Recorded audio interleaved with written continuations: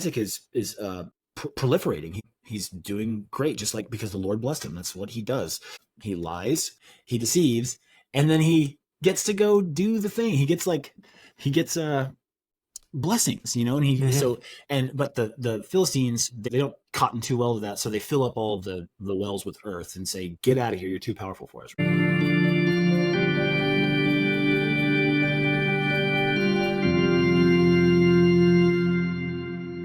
Hey everybody, welcome back to Eating the Apple. I'm Jeff. I'm Chris. And today we're going to continue reading through Genesis. The first two episodes cover Genesis 1 through 23, and we're going to start right back up with Genesis 24 today, discussing Abraham and Eliezer finding a wife for his son Isaac.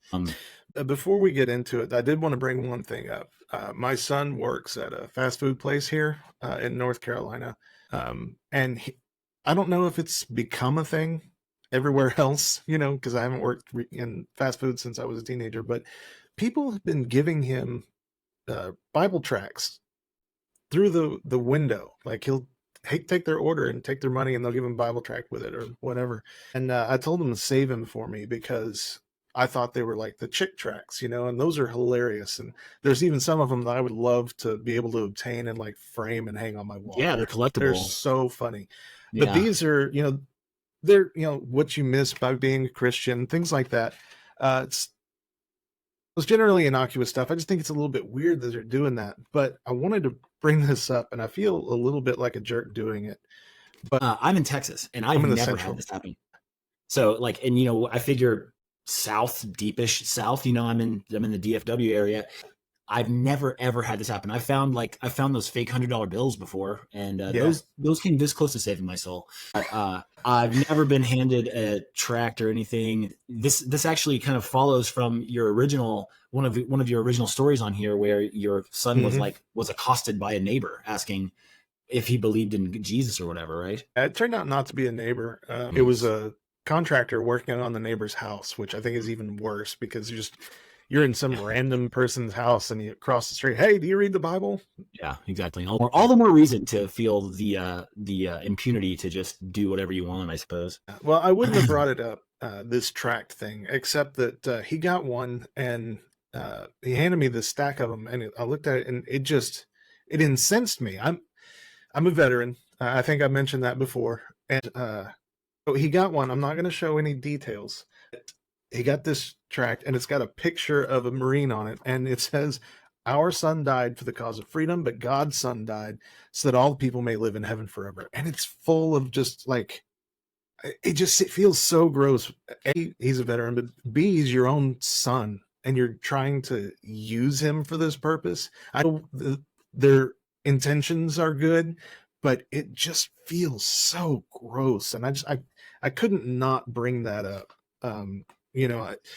I have reasons for not being a believer. I only have one really good one, and that's just that I'm not convinced. But it's stuff like this. This is the gross kind of stuff that people talk about, seeing Christians do, and it puts them off. And I know that's not a good reason not to believe, but it just adds to the weight of it. It's sickening. Sure. I don't know. Yeah. I mean, it'd be one thing if you were to try to capitalize or whatever on the death of a loved one or whatever, but to do so like in the name of I don't know, an agenda is like wholly different to me. Exactly. Yeah. Did you want to share like some of the content of it, or is it just? No, I mean I can. It's just there's a thing, the blurb that says he wrote a letter home right before he went into battle that said, I'm a Christian. I know I'm going to see you in heaven if I don't make it out of this. I love you, all this stuff. And then, because he knew he would die and go to heaven, he knew he would go to heaven when he died. And if you were to die today, are you 100% sure that you would go to heaven? And then it's got, blurbs underneath with scripture and excerpts from his letter and stuff like that. It's gross. There's plenty of other ones like, what would you miss by being a Christian? Hell, kind of thing. These are just, here, let me pull that one up because I want to prove to you that that's what it says. It's funny. Oh, man. Go. Even scarier than hearing the word hell is to see it in all capital letters. What would you miss, or what you miss by being a Christian? Oh, man. It's just in case, you better believe. You never know. And you mentioned we are in the South. We're in the Bible Belt. It's not like these people serving you food are not most likely Christian to begin with, you know? Yeah. Well, all right. Okay. To those of you who've stuck around, sorry for that little soapbox tangent there, but Yeah, we I'm are here to sorry. read the Bible. We're here to try to interpret it as non-believers. So I guess all of that said, and all of that tragedy aside, let's move on with Genesis 24 and Abraham trying to find a wife for Isaac. Now, Abraham has a he has a charge. He's been told by his wife, by God himself, or by those two major forces in his life that he will become a great nation, right? And his own wife has deceived him and Mhm. created lineage with another person just to help to uh, further that what's the P word for whenever you have a want something to Prophecy? occur, prophecy, just to further that prophecy. And so he has he has a duty. He has like an eternal duty to his God to make this happen. And so starting with Genesis 24, it says Abraham is now very old and the Lord has blessed him in every way. He talks to his senior servant to go and find Isaac a wife, but he tells him to go do that in a very specific place. He tells him to go back to where he's from. He said, "Do not Well, find him in Canaan." In Canaan. well, beforehand, I wanted to bring up, it says specifically, Abraham said to his servant that Abraham said to his servant, the oldest in his house, who had charge of all that he had, put your hand under my thigh, and I will make you swear by the Lord that Yeah. you'll find a wife for my son, not among the Canaanites, blah, blah. Mm-hmm. What do you make I of was that? just curious, what's the significance? Like there has to, like I said yet last time, that with the numbers and stuff, there has to be some significance to putting the hand under the thigh, and I don't understand what that is. I tried to look it up and I couldn't find anything. Didn't find anything? Well, I didn't look that hard. Uh, that is something I've got in my notes. I am going to look up for later. Okay. Well, so what I've read and some of the interpretations I've come across say that there's two things. One, it's a very sensitive area, and there are different interpretations, but it's generally considered that like it is what it sounds like. You are literally placing your hand onto or under someone's upper thigh. To speak in plain modern language, he's touching the sign of the covenant. He's literally touching his circumcised penis. So that's what it's meant. So it's That's what it's meant a to do. euphemism. What, thigh? Yeah.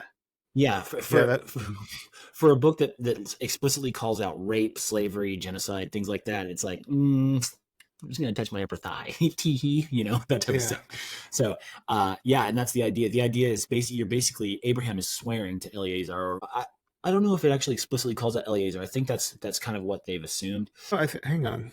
In my notes, I put Eliezer because I thought that's. Oh no, I see. I put probably Eliezer because like they talk about his senior servant, and Eliezer is mentioned previously in Genesis as being one of his like longtime servants. Yeah, I guess because we did talk about last time about Eleazar being born into his house and whether or not he was considered a slave and all that stuff. Oh, okay. true. So yeah, it might be. Yeah, further in the story that we're kind of given more context as to whether or not Eleazar is a slave or like a indentured servant. We'll get it. Maybe we'll talk about it, but just in case we don't, he basically begs Nahor, is that his name, to like let him go. He's like, you have to grant me, not Nahor. I forget. Yeah, I think it was Nahor. It's like, you have to tell me I can leave. Let me leave. Like I can't just take my stuff and go, that type of stuff. So like that's indicative of like of servitude. Like he has no agency on his own. But anyway, yeah, that's what I've come across is that you typically like you put it's Abraham swearing on his covenant. Like I swear by the covenant I've made with God that I need that. This is what you have to do. Makes a lot more sense. See, I did like a Google search and I came up across, like there was a bunch of Christian articles and stuff and none of them seemed to be anything more than speculation. So, but that does make sense. I don't understand why it's, a euphemism instead of just saying it, especially mentioning the covenant or whatever, but it does kind of make sense. Yeah. And Wade mentions that Eleazar as his longtime servant would likely inherit Abraham's fortune were he not to like were there. Yeah, that's what it said. Last time we were talking about that, and it seemed a little bit weird to me that fortune would pass to a slave in his house. You know, yeah, I think I don't know. the term they use is Behor. I think that's the Hebrew term is Behor, meaning not just the firstborn, not just the one who, not just the inheritor, but the person who's been granted the birthright. Like we'll read further on several times in what we're reading today that it's not just about what you're entitled to. It's about what you've been given. Like it's what's been like blessed to you. You know what I mean? Or like, you know, bestowed upon you. So yeah. Because definitely God doesn't like giving the firstborn, you know, the birthright in this so far.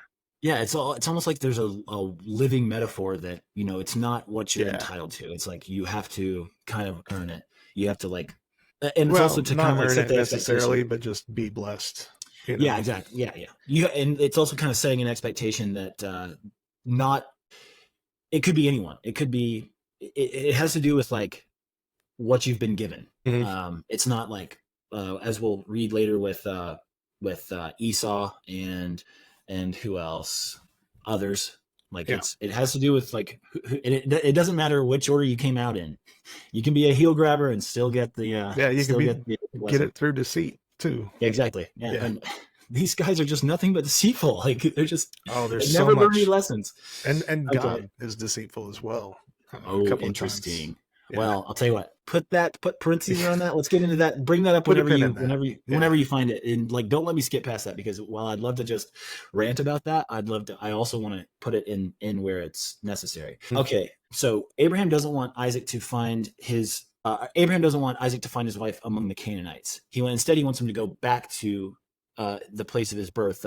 What is it called? It starts with an A. I had it written down somewhere. But anyway, he's like, go see my uncle Nahor. He's like, well, these are the people. It says here, went to Aram Naharim, to the city of Nahor. Yeah. So it's not, I don't think it's a person, unless that person's the one that founded the city. We've seen that a couple of times so far, but I don't remember. I think Nahor is Abraham's uncle or cousin. Yes. Okay. Remember. No, it does say here in verse 15, wife of Nahor. You're right. So it's, I guess it's another city that this person founded. And Nahor is Abraham's brother. Okay.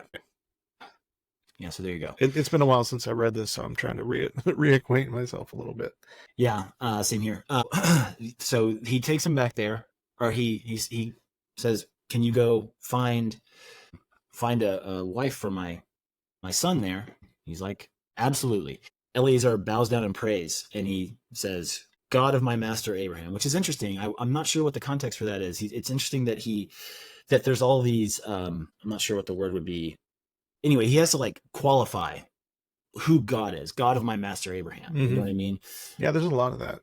I'm assuming it's cultural. Like you could be assumed to be praying to numerous gods. That's why, you know, previous kings and you know, townspeople, leaders can be like, "Oh, I see you have the Abrahamic God. You have the God on your side." I read some about that. I think it's called henotheism, where you acknowledge that there's lots of gods, but you worship the one or the couple that have blessed you. And if someone else comes along, their gods are perfectly valid for them. Yeah. And you could change if you start getting a blessing from someone, you know, with another god, and that God blesses you, you could swap and be fine. Yep. And no one would give two hoots. So, so they basically, so if I'm not mistaken, Abraham basically says, let's see, that you'll know that you found the people whenever they are as gracious and humble as we are. Like, you'll know you found them.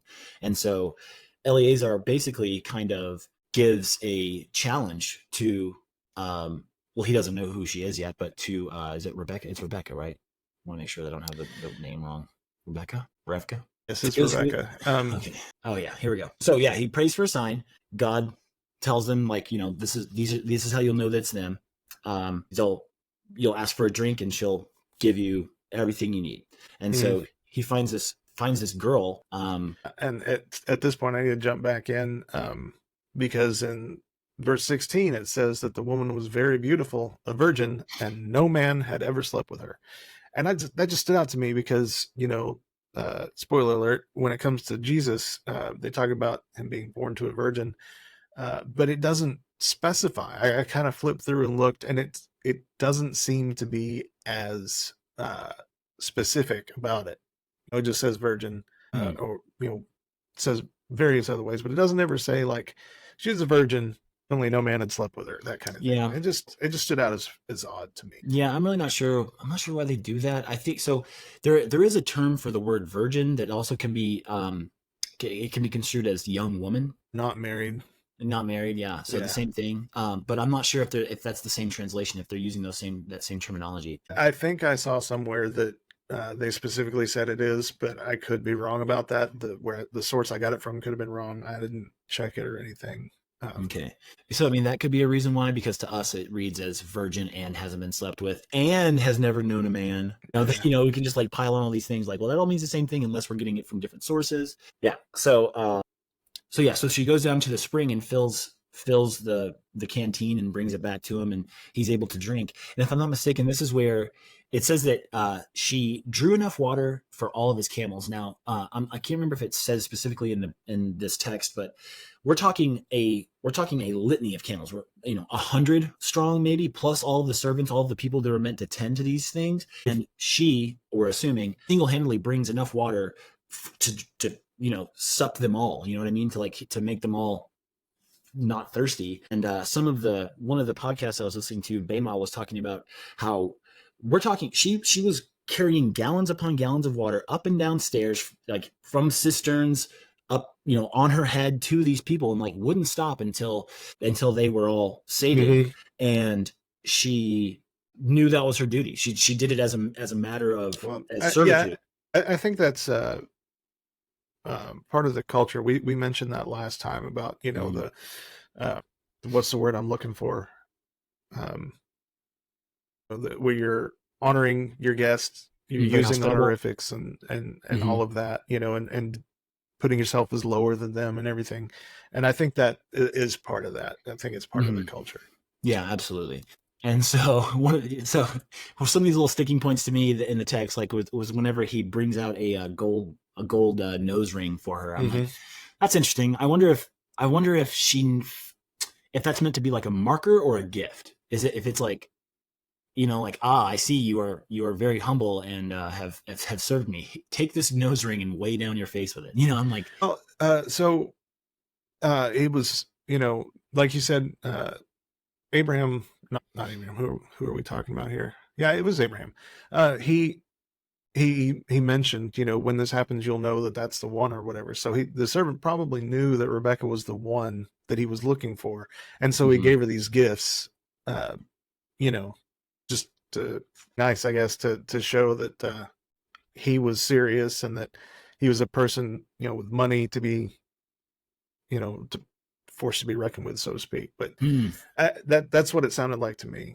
Okay, yeah, I mean that makes sense. He also gave her however many shekels of silver, like pounds of silver. She's like, I'm tired, man. I just carried all this water. Like, can you take the silver? Like, just hold the silver for me. Okay. Like I was here to get water to take back to my town. Like, so I still have to carry the water. Now I've got a nose ring and all this clinking silver. I don't have pockets. It's the freaking Bronze Age. What do you want me to do? And he gave her 2 bracelets weighing 10 gold shekels. That's right. Yeah.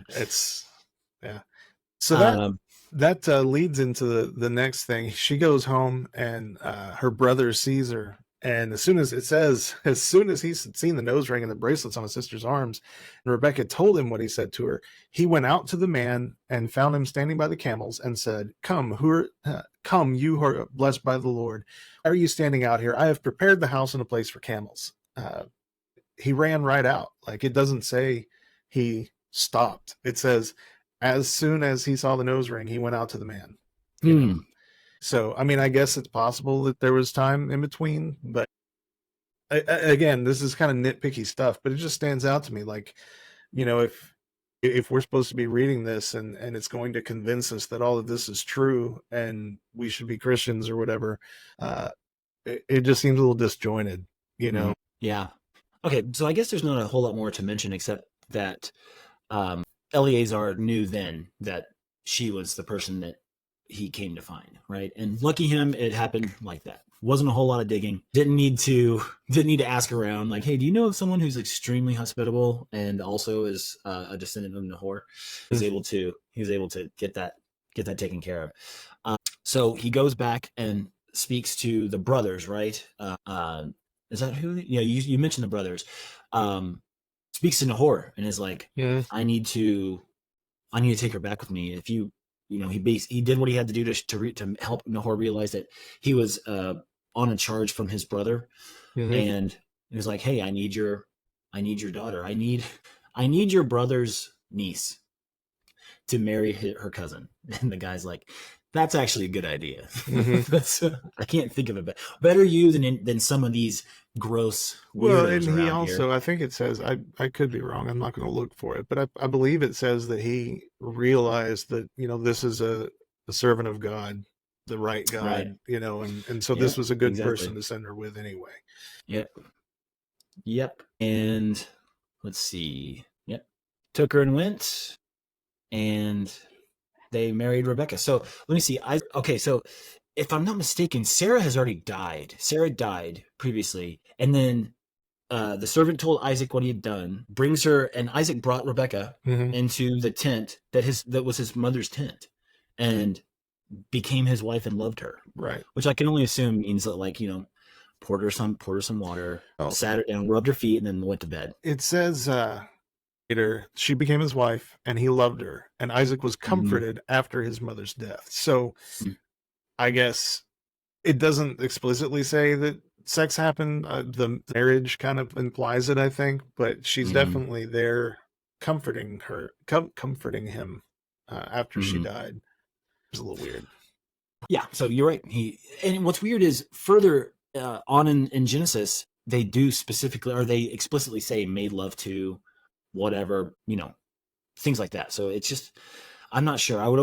So who's to say who wrote this part and who wrote those parts? But there's some inconsistencies there, and it's not like I need to know the knockdown drag out of what happened in that tent. It's just, it's odd because sure, he married Rebecca, so she became his wife. Like, no, yeah, I know. I get that. Like, it's kind of, I get that. And then it's like, and he loved her. And like, good. Okay. Again, that's all kind of put, like, you already said that.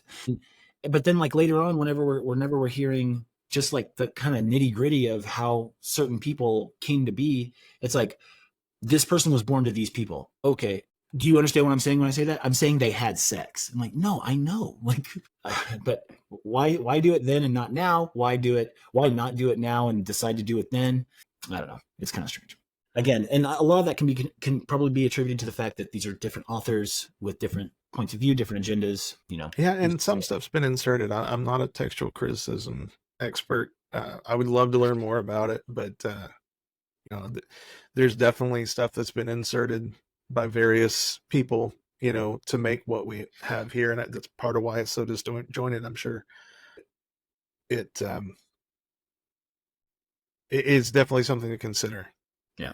All right. So moving on to Genesis 25. Yeah. This is basically Abraham dying, right? So not a whole lot to say here except to basically kind of confirm all the things that we were told before, that Abraham was going to be a great nation. So we go into how Abraham dies at 175. Okay, let me jump in here because there's a couple of things. Before it says that Abraham was 175, it says that he had taken another wife, and he gave all of the sons of his concubines and his other wives things, and then sent them away. Just, I'm dying. Now you go away and leave my good son alone. I didn't catch that. Yeah. That's hilarious. Yeah, it really is. It says, while he was still living, he gave gifts to the sons of his concubines and sent them away from his son Isaac to the land of the east. And then I also wanted to bring up, I'm going to be jumping a little bit, but in 25:7 it says that Abraham lived 175 years. And then in 20, it says, and Isaac was 40 years old when he married Rebecca. So earlier it said that Abraham was 100 when he had Isaac. The whole, like, oh my God, I'm pregnant, whatever. Yeah. So it says he was 100, and then he died at 175. Like, if we follow this timeline here, it shows that Abraham would have had to have been 135 when he had Isaac. Can you, how so? Where's the 40? I think Isaac was married at 40. In verse 20, it says, and Isaac was 40 years old when he married Rebekah. Right. He wasn't 40 when his dad died. He was 40. So that means Abraham was 140. Right. What I'm saying is unless there's an extended amount of time that we have not been told about in between these events, the marriage and then the death of his father, I'm assuming is relatively close together. So he would have had to have been 135-ish for that to work. Like I said, there could be this extra, 35, 40 years, whatever, in between him getting married and his father dying, but it's not presented in that way. Right. I feel like I forget what the chapter was before where we, I think it was the one after the flood where we just started to see Noah's descendants. This is kind of just it was the one before the Tower of Babel. Cause it's like, wait, what just happened? There was a flood. Now there's a Tower of Babel or whatever. It's like, but before that we get to see hundreds of generations, or maybe fewer, but like hundreds of years of history, like during which probably maybe the Tower of Babel took place. Who's to say? No one knows. I feel like this is one of those, because if we didn't get this now, then when will we get it? Because we're about to jump right into Isaac's lineage, and there's really no stopping once this ball starts rolling. Well, I mean, I get that, but he says, he knew he was dying, so he sent a servant to find the wife for his son. And then it goes from there to, they got married, and then Abraham died. So there could be some time in there, but it's not presented in that way. You know what I mean? Yeah. No, I definitely agree. Would you say that you don't think it's intentionally misleading? No, I don't think it's just confusing. I think it's confusing, and I think it might have been a mistake when, like I said, when the people were editing it or inserting stuff. There's like 4 main sources, I think, for this material. When all of that meshing up kind of happened, it could have just been a mistake. Maybe they were setting up an age for a later story that even possibly could have been cut at some point. That's so interesting. Yeah, I hadn't. That's not something I considered because it didn't really stick out to me. It kind of made sense to me. So I'm glad to have that perspective. Yeah. Let's see. So I'm still on 25. Yes. Yeah. So so we get all the descendants, and again, I feel like this part of this is to kind of let us. It's also a way to insert Ishmael's descendants, right? To let us know that like Abraham is the father of 2, what you might call 2 lineages of nations, right? Like there are several more that we'll discover as we continue, but I mean, again, he also had sons with his concubines and stuff, but I don't think it actually mentions that Ishmael's sons became certain people. Like, he was blessed as supposed to be, he's also supposed to be father of nations or whatever, but I don't think it actually says specifically. Yeah, just as he was gathered to his people, they settled in the eastern border of Egypt. I think gathered to his people is a euphemism for dying, going back to his ancestors kind of thing. Interesting. Huh. I didn't know that. That's cool. I thought it meant to like take his actual corporeal body back to like the people that could be. But every time someone dies so far in the books, it says he was gathered to his people. So I'm assuming that's like I said, a euphemism for going to your ancestors or whatever. Yeah, that's neat. That's cool. Which is also interesting because like, I guess I never really, I didn't know that there was like much of a concept of heaven so far. Would you consider that similar? No. Okay. No, I don't think they had a concept of heaven, at least not the way we do now, back then. But I think they did have a kind of a form of ancestor worship in terms of like the burial rituals and things like that. Because the Jews did have, sorry, just a side note, you want to click it. Should we say Jew? That seems kind of loaded, especially like I've seen a lot of stuff, should we say Hebrews or Jews or? I don't think Jew. I think Jew is anachronistic. You don't really get the term Jew even being used until Judah's tribe, I think. Right. I feel like you're probably right to say Hebrews. We're not because we don't even technically have Israelites yet. So yeah, ancient Hebrew. Right. So where was I? How was this? You're talking about their concept of heaven. Okay, so the The Hebrews definitely had burial rituals. We saw earlier, I mentioned the Catholic version had a note that said, when talking about Sodom and Gomorrah, that the Hebrew laws, the law of Moses, said homosexuality was bad. Hmm. So they definitely had at that time. Well, I can't say definitely, but it seems like they had at that time already established cultural practices regarding burial and homosexuality and stuff like that. And I'm assuming that because of the ritualistic nature of it, that they had some kind of concept of what happens after you're dead, but Okay. not necessarily heaven the way we see it now. Right. Yeah. Okay. Yeah. Cool. I appreciate that. That's very good. That's some good perspective. And then, so as we continue, we get into 25:19, and we start to talk about the lineage of Isaac.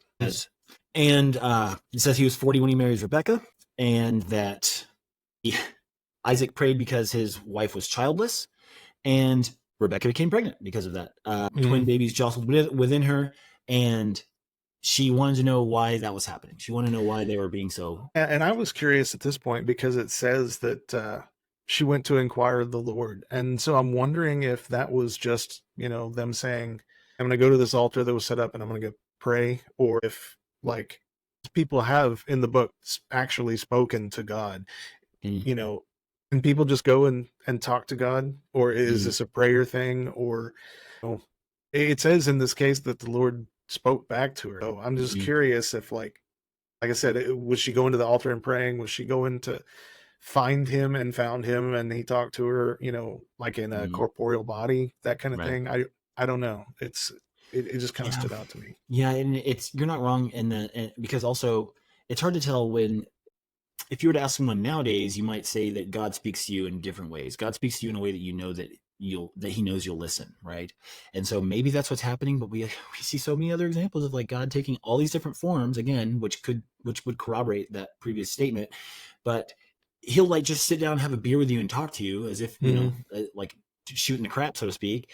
Or he'll like hide as another thing, as an image to like, so that you can like, so that something that you know intones a certain like, godly presence. And it's like, and both of those things are God talking to you. And so, and also I think, I can't remember who it was. One of the women went out and spoke to an angel of the Lord, which a lot of Christians these days specifically Hagar, take that as a reason. I was going to say it was Hagar, I thought, but I didn't want to be wrong. So I also read that is just also a euphemism for talking to God. There wasn't actually an angel there.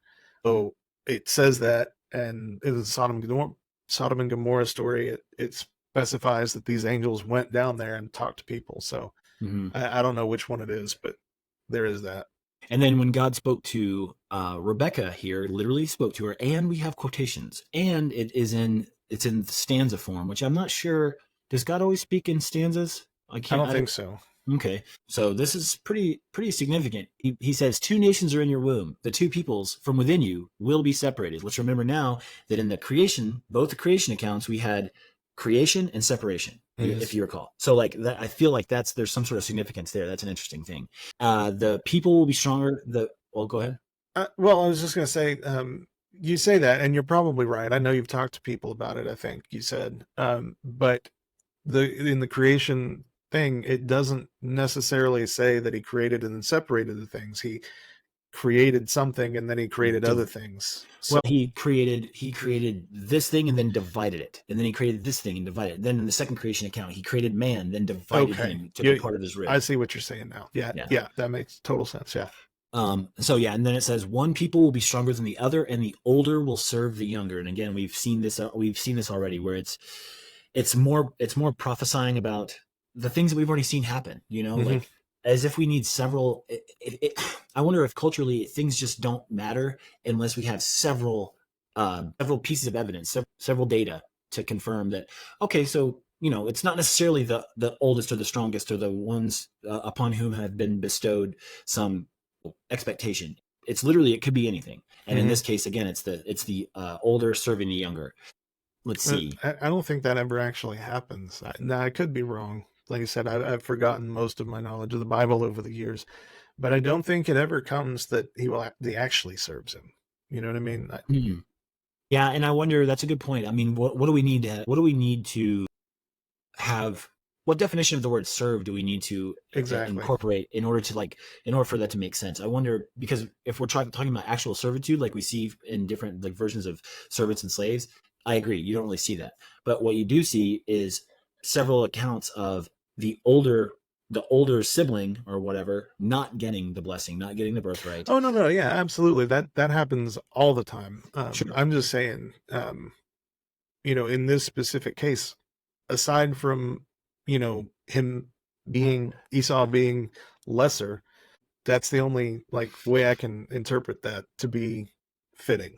Well, later in the story, Jacob returns to Esau and he's like, I am your servant. I am, all of these things. And he's like, get up. He's like, you're not my servant. He's like, you don't have to feel this way, things like that. But I think you're right. I don't know if Esau ever actually prostrates himself before Jacob. Instead, he's called Jacob, which in different versions, different interpretations has been received. Like the term can mean deceiver, to some people, or liar. It supposedly literally means heel grabber. But right. Everyone I know that has deceived me, I just call them a heel grabber. Let's see. Yeah. So sure enough, didn't take long for the prophecy to come true, because as soon as Esau comes out first, and Jacob pulls him back in and heads out himself, right? Yeah. So let's see. Oh, I'm sorry. The first to come out was red. So Esau came out first, and then Jacob came out grabbing Esau's heel. And so they named him Jacob. I love all these stories of this person did this, so they named him this. It's like, right. And also it shows that they have absolutely no idea what goes on with childbirth and the human body. Oh, interesting. How so? I mean, just some of the things, the way things talk about, it clearly, these are not identical twins, so they should have been separated by two different placenta. Oh, interesting. Grabbing the heel and stuff like that may not be impossible. It could have broken or whatever, but just there's a couple of things. I think there's another one I was going to point out later that just doesn't make sense that way. Yeah. That's true. I never thought of that. That's so crazy. I wonder. So the first, I'll tell you this though. It does say the first to come out was red. It doesn't say Jacob wasn't red. It just says that Esau was pretty red. And I like how good. Well, I think they said something about him having red hair at some point as well. His skin was red. I think his whole body was a hairy garment. So they named him Esau. And all these things. There's so many different versions. I think later on, whenever who is it? Bilpah gives birth to Dan. I'm probably wrong about the servant that did it. The whatever concubine that gave birth to Dan, but it's like he was a good dude, so they named him Dan. Yeah. That makes sense. Things like that. So anyway, Rebecca gave birth to them. Jacob was grasping Esau's heel. Then they grew. Esau became a skillful hunter, and now we know that. And then now they're grown and they're having a little family, like a little domestic scene here, right? It's just so much happens right there. It's crazy how because this is a creation story, because this is a myth, right? We don't need to know all the little intricate details. Some of the stuff that we would have been neat to know to give some context to these people. We don't need to know that. We just need to know their personality traits, Well, but this it does have a point, because it talks about him becoming a skilled hunter, and Jacob was different kind of person. I would almost 100% reading too much into this, but the way it says that Jacob stayed at home among the tents kind of made it sound like he might have been a little effeminate, not necessarily gay or anything, but just, not as much of a man. The juxtaposition, I think, kind of points that out. But it says that it tells that to get to the story of selling his birthright. It sets up that he was out hunting and Jacob was back at the tents making soup. What I mean? And you talk about being effeminate, staying at home in the tent. That kind of lends some credence to the theory that he was maybe like a mama's boy type of thing, or maybe he was favored because what God told her. The God said, "Hey, he's going to be the second born will be favored," and so just like with Sarah, just like Sarah did, unless the prophecy was inserted after to make it come true. Well, that's assuming that all these things really happen. That's true. Yeah. But again, like we're seeing the repetition of these same like human traits. Again, it's almost as if to emphasize the fact that we're fallible, or like, we shouldn't question God or whatever. Rebecca goes to lengths to deceive Isaac and Yeah. make sure the prophecy comes true. Why wouldn't God have let Isaac know that? And God's like, oh man, this is gonna be. I'll tell you what, Rebecca, I'm gonna make you a deal. Your son will be a big star in Judaism, but don't tell your husband. Well, I mean, going back to like the flood, we had the instance where God's like, "Oh, Noah," it said he remembered him, and yeah, exactly. Yes. Oh yeah. yeah. Who do I have down? I know I have some people down there who can build an ark. I guess Noah. Yeah. So you're. Yeah. So the soup and the birthright story, it sounds so contrived to me. Okay, so it says it's one of those things that so Esau despises his birthright kind of thing, like like you're talking about with the name. So we named him Dan or whatever. Like he despised his birthright, so he traded it for some soup.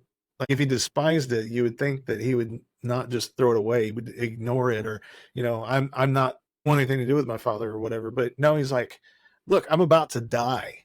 Give me some soup. He's like, sell me your birthright. And he's like, what good is it to me? I'm about to die.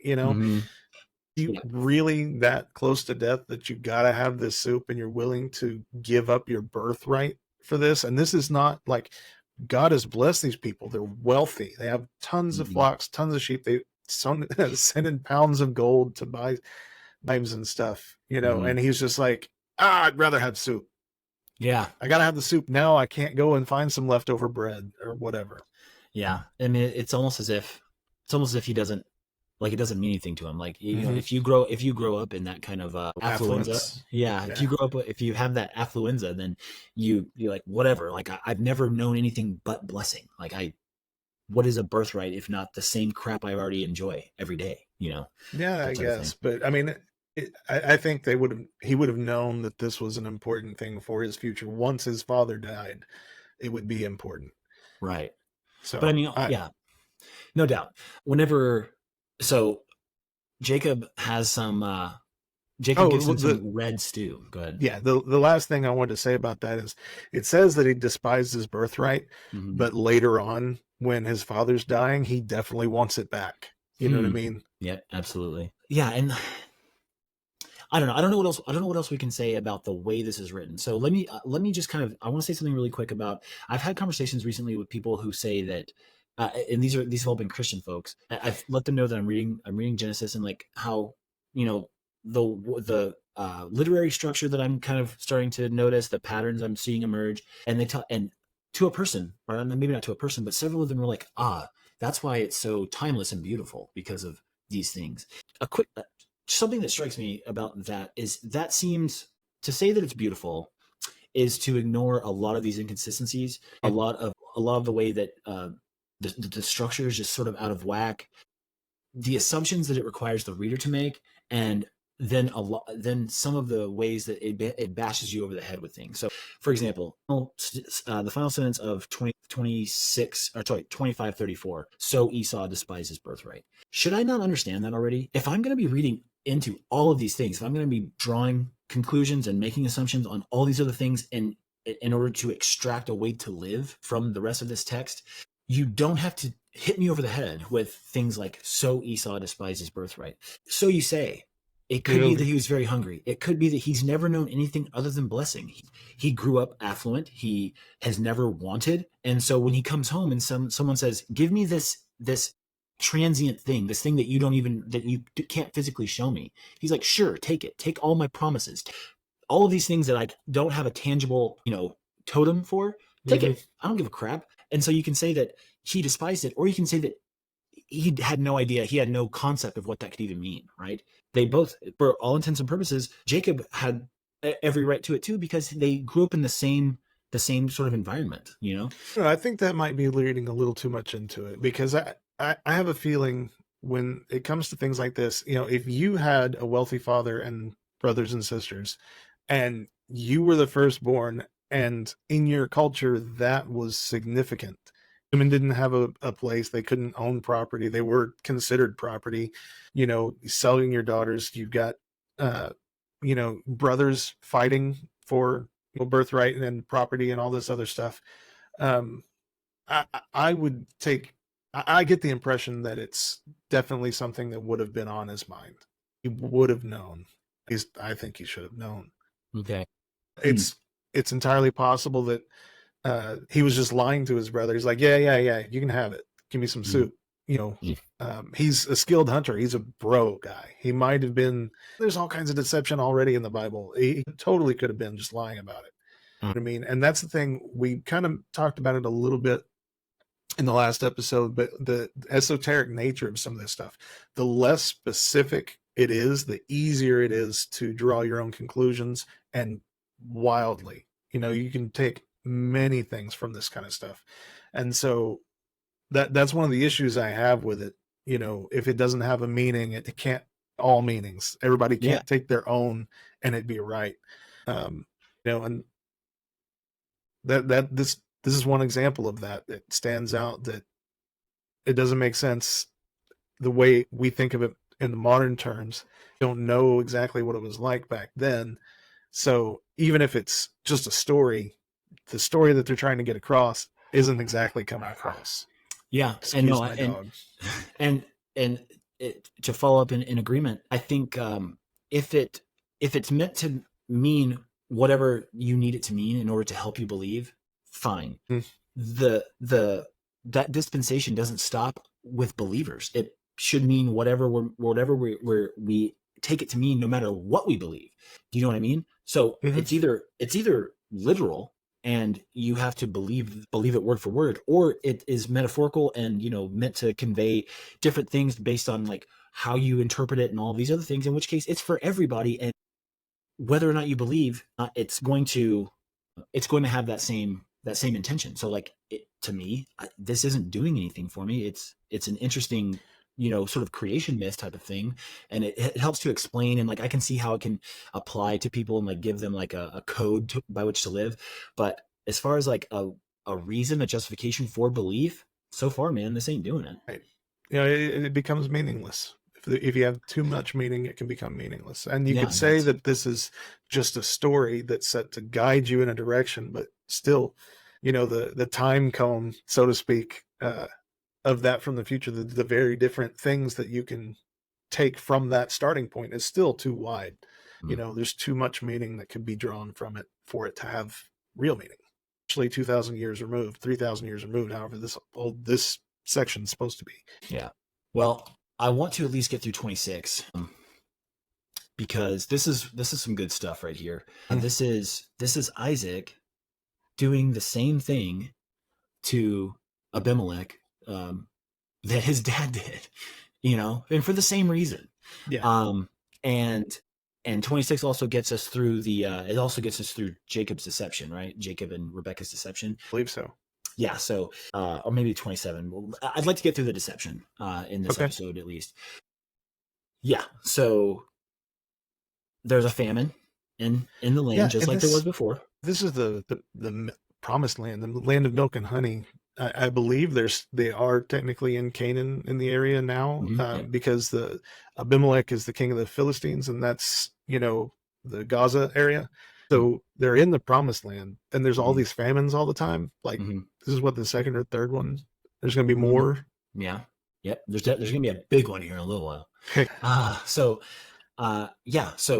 there's a famine, and he travels to Gerar, and basically does the same thing. And he tells Rachel or Rebecca, hey, we're brother and sister or whatever. And so the reason why we're going to do that, we're going to pull this little scam.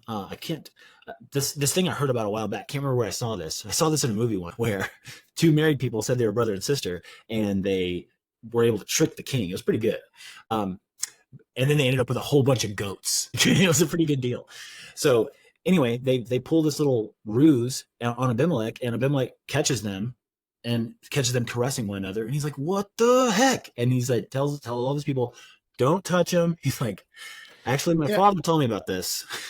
Well, and that's the thing too. Like, if you're scared that they're going to kill you and take your wife because she's your wife and she's hot and they want her, why is it that once they find out, they're like, oh no, what have I done, kind of thing? Or in this case, you could have brought all of this destruction upon us if I had anybody touch your wife or whatever. It just seems, I don't know, the two don't go together. But yeah, so Abimelech has basically the same reaction that his predecessor, I don't know if it was his father or whatever. Apparently Abimelech is a dynastic title. It doesn't mean it's not a name so much as it's just like a title, right? Yeah, well, I think I read that it's the title that the Hebrews gave to them. It's not what they called themselves. Right. Could be wrong about that, but it does seem to be kind of a title, but it's not the one that he would have used on himself. Gotcha. Very interesting. And so what's interesting to me is in the previous account of Abraham and Sarah doing this to the other Abimelech, it took the Lord to come to Abimelech. Like God himself appeared to Abimelech in a dream, I think. And in this case, this Abimelech was either Isaac and Rebekah were sloppy, or this Abimelech just didn't need a holy, or a divine presence to realize what was going on. And so he did the same thing though. He put an immediate stop. He's like, I realize what's going on here. If you guys put us in a jackpot here, and we are going to do our best to completely, have nothing to do with it. Plant your crops there, do what you have to do, but leave us the crap alone, And so, I mean, I don't think he was planting crops at this point. I think he's still just a shepherd, but. Well, they went there to escape you're talking about Isaac, Abraham. I'm talking about Isaac. No, yeah, I think he's still a shepherd, and the famine meant that he couldn't, his flocks couldn't graze. You know what I mean? So, well, yeah, I thought that's why they went to Gerar. Is that right? Didn't they go from Canaan to Gerar in order to be able to escape the famine? And so it's at that point that Abimelech said, "Stay away from us. Plant your crops." Does he actually say plant your crops? That's what I'm getting at. Like, I don't. It's another nitpicky thing. But, oh, maybe not.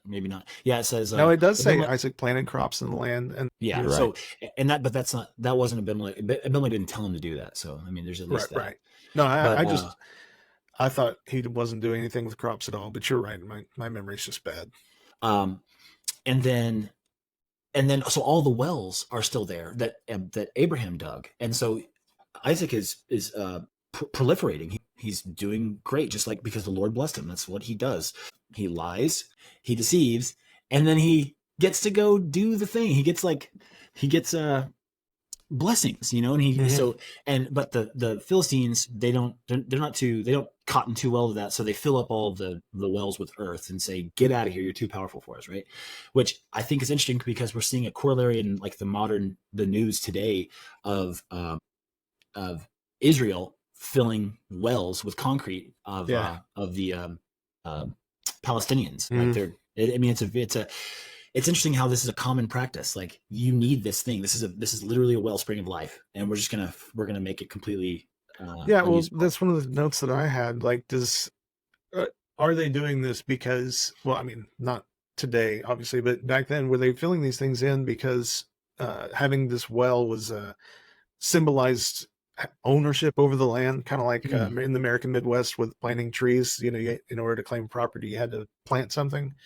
I'm wondering if that was the case, and that's why they were filling them in. And then he dug more, they quarreled over him, and he would leave and go dig a well somewhere else, and then they would claim that one as well. So yeah, well, that was another thing, is there might have been a measure of jealousy there, because just because you dig a well doesn't mean you're going to get water. And Isaac was just constantly digging successful wells, so they would just follow him on his journey of well digging and saying, all right, you can't have this well either. And it wasn't until he got far enough away that Abimelech put a stop to it, and he was like, you know what, that's fine, leave him alone. And each successive well got a name.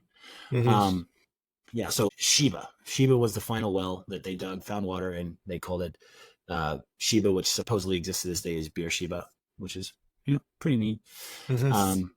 And then it says, okay, we haven't gotten to it yet. That's going to be the next chapter. Is there anything you want to discuss about 26 before we move on to the deception? Yeah, the last thing in verse 24, it says, that night the Lord appeared to him and said, I'm the God of your father Abraham. Do not be afraid, for I am with you. And why people talk to him? People go and visit him. He talks to them. He's already talked to people and made promises and all this stuff. Why is he always saying, don't be afraid? Like, they know him. You know what I mean? Yeah. Yeah, that's interesting. I mean, if you call me on the phone, you don't go, I don't go, hey, and you're like, hey, don't be afraid, it's Jeff. You know? I mean, I don't know. So again, we're not talking about, there's no written record at this point. This is like, these are all of his patriarch, all the previous patriarchs are like just stories that have been handed down, supposedly, right? So God at this point is he's angry. He's an angry God. And it's only through like these kind of like small personal interactions that we get to see how God actually wants to help individuals flourish, right? Like to whatever, like help prophecy along, things like that. So I can imagine if Isaac, has Isaac seen God yet? I think he has. I meant to go back and check and I forgot, because that was one of the notes that I had, but I think he has specifically spoken to Isaac so far. Okay. So yeah. And even so, his father was like, hey, God talked to me and, you know, we have got this blessing. Oh, I mean, Isaac was nearly sacrificed and God stopped him. So at the very least, he's heard God's voice. I mean, it could be just in Abraham's head, but you know. Well, also, if the last thing you remember of God was him like telling your dad to cut your head, like cut your neck, then you might be like, I didn't hear God tell him to sacrifice, you know, him. He just witnessed the stopping. So yeah, I wonder at what age Abraham admitted. He's like, God did tell me to not sacrifice you, but that's only because he first told me to sacrifice you. Like, do you wait till he's like growing up and moving out to tell him that? Or is that something you're like, look, I'm not going to lie to you. There's no Santa, and God's the one that told me to kill you when you were a kid. Yeah. I don't know. So, anyway, sorry to anyone listening who does have a Santa belief. I don't mean to disparage any beliefs. Okay, so so that'll be. Oh, I do want to mention also Isaac made a feast for them and they ate and drank. This is after they came to an agreement that the Philistines and Isaac's tribe or whatever troop weren't going to be warring anymore. There was going to be no more animosity. I like the consistent reoccurring imagery of having a meal, like that meal basically being a consecration of an agreement or a pact or something like that. I think that's cool. Yeah, breaking bread with somebody. Yeah, and it's something that again that exists to this day. It's neat how, I mean, even if this text was written, 3,000, 4,000 years ago, or the beginnings of it were written that long ago, like those things exist today, and it's kind of neat. Good to move on to 27. Okay, sweet. And this is what I want to get through this before we call it quits on this episode. This is where Isaac has gotten so old that he can't see. And so he's enfeebled and he's on his deathbed and he's ready to give his blessing, right? Mm-hmm. Okay. And he's not just going to give it away for free though. He wants some food. Some really tasty food. Wait a second. Someone gave away their birthright for tasty food, and now someone's giving away a blessing for tasty food. That's interesting. So he calls stealing it with it. What's that? He's stealing the blessing with the tasty food. Right. Yeah, exactly. But I just thought it was funny that, he's like, I'll bless you, but first, gotta eat. Yeah. Well, no, you're absolutely right. So Jacob used that food to deceive his brother, or to manipulate his brother, and now he's using it to deceive his father. Yeah. Well, that's one of the notes that I wrote was like it stinks of this being a retconning a way for Jacob to steal the blessing. Mm-hmm. Yeah, they had to put that little Jacob could, beside I don't know what they have to set up the deception. Yep. Yeah. It couldn't. Jacob means heel grabber, but it also might mean soup deceiver or something. Yeah. So I just love that.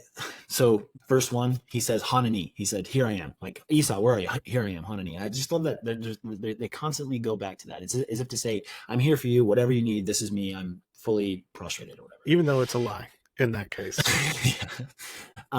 So Isaac tells Esau to go out and grab your bow. Remember, you're a hunter. Go out and grab your bow and go and get me some of that delicious wild game that you're so good at catching, and bring me some of that food and bring it to me. And again, to eat. I don't want to keep getting off on just the text, but dude, prepare me the kind of tasty food I like. Mm-hmm. Oh, okay, cool. And bring it to me. Right. So I can eat it. No, I know. Just here, I have my bow. Can I go? Yes, but also just know that you're doing that so that I might give you my blessing before I die. Okay, here I go. I'm leaving. Nothing else. No, I'm also going to sit here with a spoon. Like, okay, babe, got it. So anyway, I'm sorry to go on like that. It's just it's frustrating to read sometimes, and like there might be a well, and then it gets like repeated again. Because Rebecca is listening in, and then she tells Jacob that this is what he needs to do, but she retells the whole story in the text, just the same way. Yeah. It makes me wonder. I'm not entirely sure how much of this was actually like a version that was written down, especially one that was written down word for word. But I'm wondering if the retelling precisely in the same way, in the same words, is done for memorization's sake. I don't know. There's that rhetorical thing called the chiasmus that we were talking about before. Mm-hmm. It could be that. So I haven't really dug in. Usually that refers more to like what happens over the course of a single verse or several verses.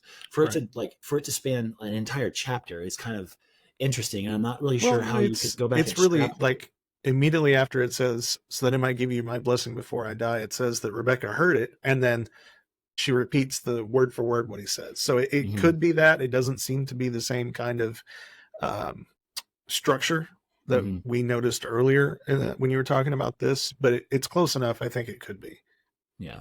Well, and it happens again later in I want to say 30 or 31 when Jacob is trying to get Leah, and he has to like re-explain himself. He's like there's such a long bit of exposition, and then some things happen, and then the same bit of exposition. It's like it's verbatim almost, and it's like, why are we doing this? I just don't get it.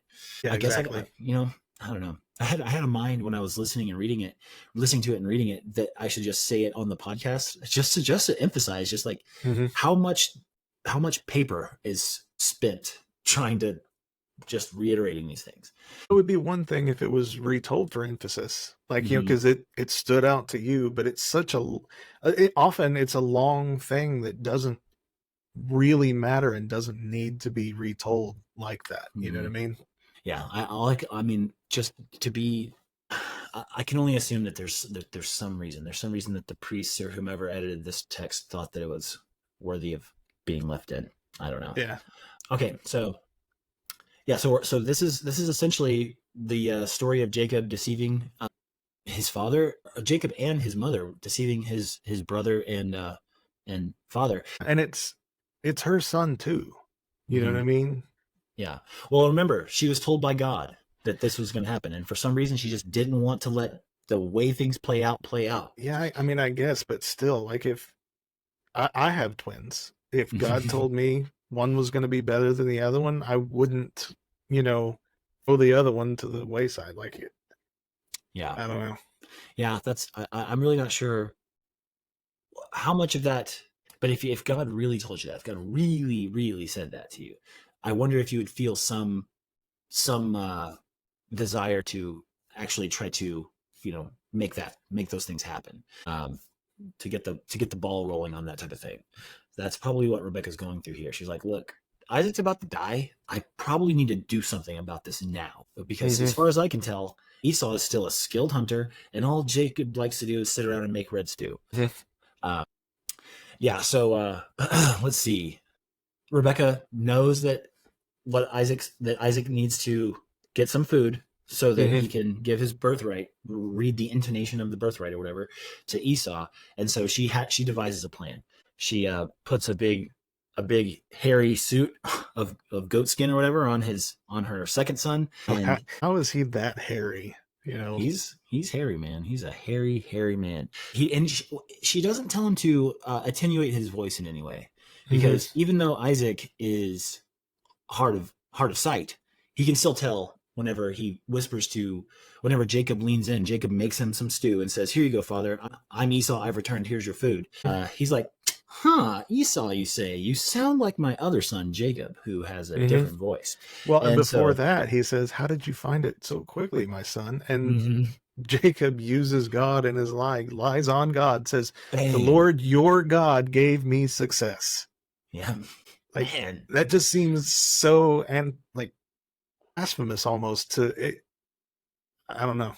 And again, it reads kind of like a family that has never wanted for much. He has no problem lying about. He's never needed God to bless him. He was born into blessing. He was born on second base. So they put on he puts on goat skins. The father eats, and he's convinced enough. He's like, let me touch your hands. And he touches his hands, and they're covered in goat skin. And he's like, you don't sound like Jacob, or you don't sound like Esau, and you made that soup real quick, and it's already hot. But sure, here's my blessing. And he kisses him, and he smells his clothes, and he's like, that's the clothes of a hunter. And so he gives him this very involved and specific blessing.